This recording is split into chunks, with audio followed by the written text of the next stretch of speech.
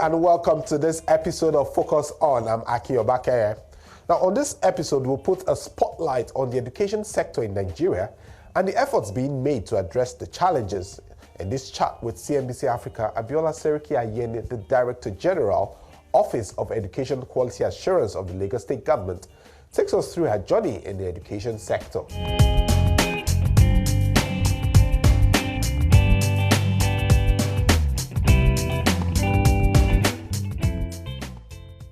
If we want to really assess what has happened in the past 8 years, we really need to take a look at where we're coming from. And for me, the Office of Education Quality Assurance has a mandate to ensure quality in all schools, primarily through standardization, monitoring, and evaluation. So if you look at the importance of standardization, then if we're looking at Nigeria as a whole, we cannot do that without looking at the policies and the laws that have led us to where we are. I think when we evaluate those things, there is need to update a lot of those policies and laws. The policies are more frequently updated, but the laws not as much. And I think that we have a long way to go when it comes to ensuring that our laws are reflective of the real-time needs of its citizens. Once upon a time, we used to have free education in Nigeria, and all of a sudden it turned to becoming an expensive thing for people to have. And then we started seeing the era of home lessons, and then now we're seeing the era where you're not having adequate teachers for these students, and infrastructure is also very important. Now, these are challenges that virtually every country, faces. Providing the infrastructure, the funding, and providing the right teaching equipment, for teachers to use. How has Lagos State been able to, looking at the fact that the role quality has played, how have you been able to ensure that these challenges are mitigated to the barest? Lagos State has about 1,017 primary schools that are government owned. And then we have a little over 750 secondary schools that are public owned.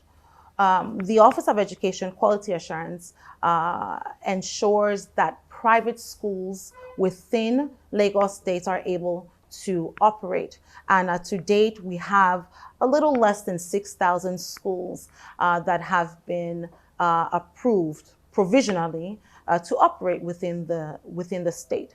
Of course, it may sound like a large number, but there's so many students that we need to cater to. Of course, you should send your child to a school that have been government approved, but how do you know the schools that have been government approved? So as recently, I think we started last year, July, we started a validation and verification process because we needed to make sure that the records we have on paper actually make sense. So we went out and we mandated that all schools within the state go upon this process of validating if you have gotten a letter of provisional approval.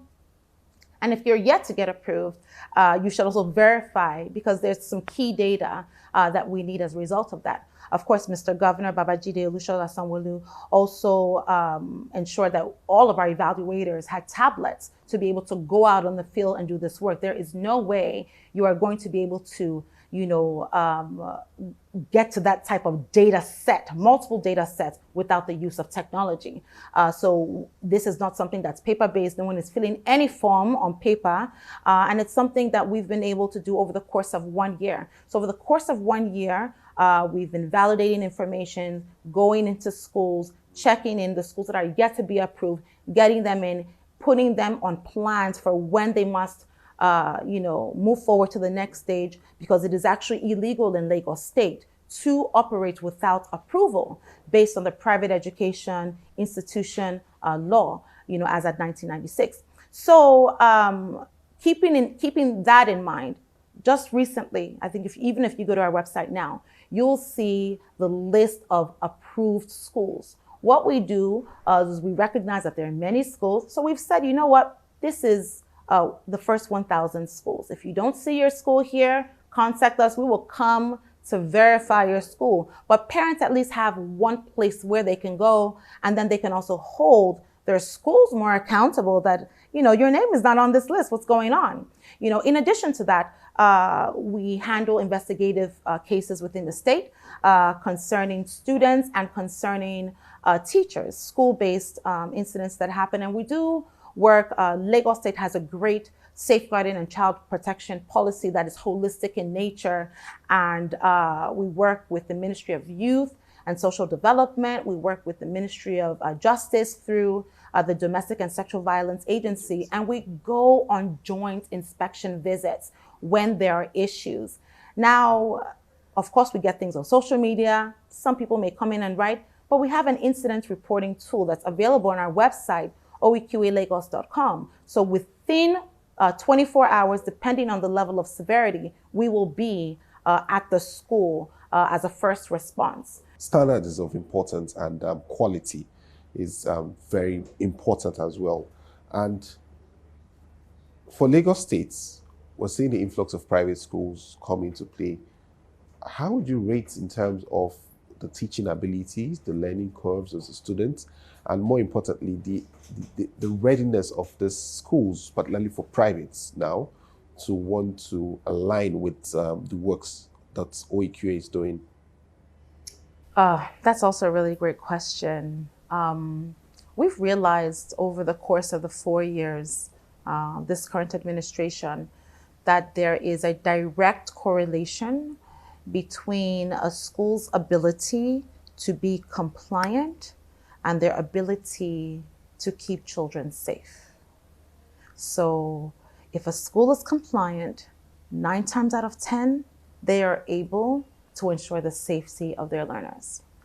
And if you look at it on that bigger scale, everyone agrees that safety is paramount, right? So as a result of that, we've been able to drive compliance a little bit more, especially during this administration. We've closed down about 27 schools within the state. We have ensured that those schools that have been found guilty of, some form of examination malpractice are sanctioned, not just at the WAEC level, but at the state level, that they're held accountable. And one thing I always say in those meetings, because I call them meetings, right? I'm talking to these school owners. We've given them our approval at some point, right? About the importance of the name of their school and their brand and the legacy that they want to have through their school. There's a lot happening in the country. You're seeing inflation, you're seeing cost of living, you're seeing disposable income, all being impacted by socioeconomic issues. You have also the petrol subsidy removal. And the education sector is not immune to this, right? I would say that quite a number of schools have had to battle with this. They've got a hit, either by providing the kind of services they should provide. You're seeing schools now who used to provide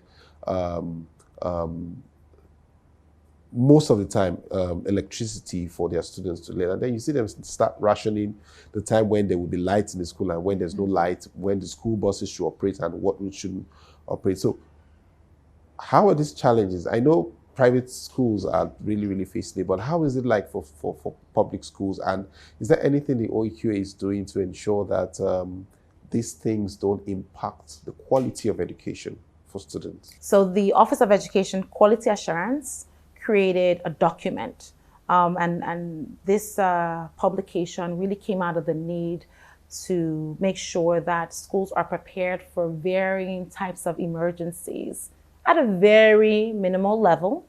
And we did this in collaboration with Lagos State Safety Commission. And it came out of COVID, but it also came as a result of NSARS, when schools had to be closed overnight. Not all emergencies are going to focus on learning, right? So we have to give schools guidance on when and how they prepare. So things like having updated emergency contact information that are not the parents, having drills within the school, not just fire drills, right? Depending on what the threat is or the type of closure that they will find themselves in, so it was important that we created that publication. Your work has really made an impact with all what you've said today, and it's very important that I ask you this question. So looking at your time in the public space, what are those things you've done that you'll sit back and say, yes, I've done great work? The first thing I'm really proud of is the Office of Education Quality Assurance's ability to have gained ISO 9100 and ISO 21001. We are the first education government MDA to have received any ISO certification amongst the 36 states. We are also the first in Africa to have received both of those specific ISO certifications. And it means a lot for a few reasons.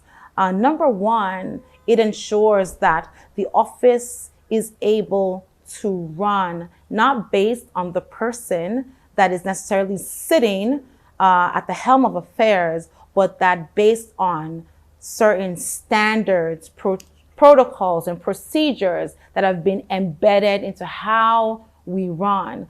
That ensures sustainability. And with government, it is something that is always a concern. It is not bulletproof, of course, but it is something that, if continuously applied for, ISO expires, I think, after like 4 years or so, so you have to continuously challenge yourself.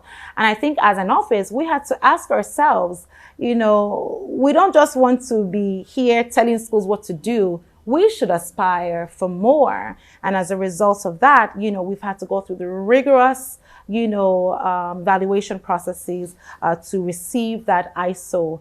So it's something that we're extremely proud of. And we're hoping that as a result of that, we're able to garner not just public confidence in terms of our direct stakeholders, but our indirect stakeholders, our partners, potential partners will look at this office and know that we are an office that they can do business with and they can partner with in ensuring quality for all students within the state. No doubt, improving the quality of education hinges on the willpower of stakeholders. Well, that's all on this episode of Focus On. I'm Aki Obake. Thank you for watching.